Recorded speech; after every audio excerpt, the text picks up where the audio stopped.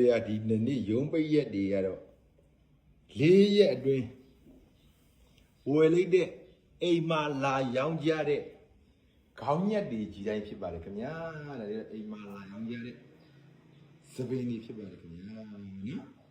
ဟိုအိမ်မှာလာရောင်းကြတာဘယ်နှခေါင်းရပါလဲဆို၄ရက်ကို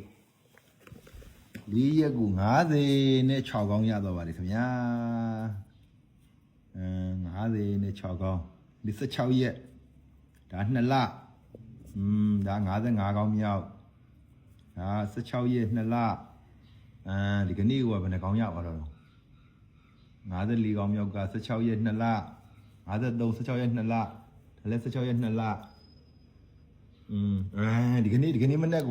2 4 5ခေါင်းအိုးဒီကနေ့က12နာရီတောင်မထိုးသေးပါဘူးခင်ဗျာ5ခေါင်းရသွားပြီခင်ဗျာအတူလေးတွေပါခင်ဗျာဈေးဥပေါက်ကအတူဆိုအတူပဲပေါက်ပဲကဲဆိုရင်ဒီတွေကတော့တစ်ချက်လောက်တော့ရှိုးလိုက်ပါအောင်ခင်ဗျာရှိုးလိုက်ပါအောင်ခင်ဗျာ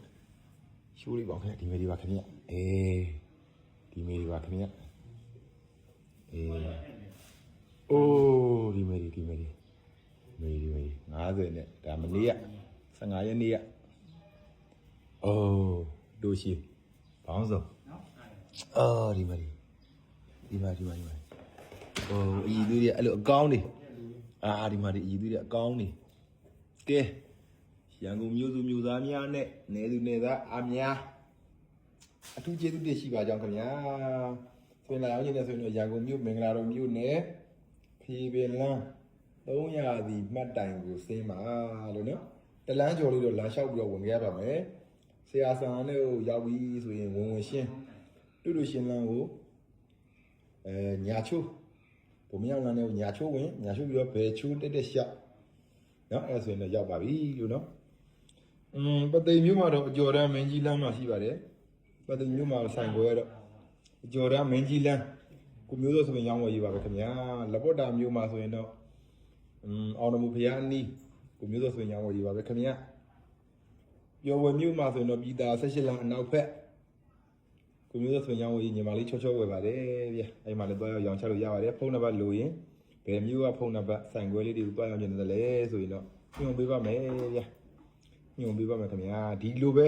TikTok အကောင့်ထဲမှာပြင်ထောက်ထားတဲ့ဈေးအတိုင်းပဲဘယ်ဆိုင်ဖြစ်တပုံစံနဲ့ဝယ်ပါတယ်လို့နော်မိမိတို့စိတ်တိုင်းကြ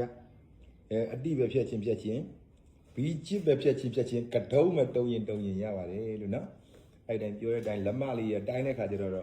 တလက်မတော့ပိုတိုင်းပြီးတော့မှဆိုကြပါစို့တလက်မပိုဆောင်ပြီးတော့ဒီဝင်စီးတဲ့နာလေးဒီလောက်ကနေပြီးတော့မှအောက်ကိုတိုင်းရပါတယ်အဖျားချုံလို့တိုင်းလို့လည်းမရပါဘူးเนาะဒါလေးသဘောပေါက်ရင်ရောင်းလို့ဝယ်လို့အဆင်ပြေပါပြီလို့เนาะစီးဆိုရင်တော့အကောင်းတဝက်သေးပါလို့တန်းဥပါတာတို့ကောက်လိန်ကြည်တွန့်လို့ဆိုရင်တော့တဝက်သေးဖြစ်သွားတတ်ပါတယ်ခင်ဗျာ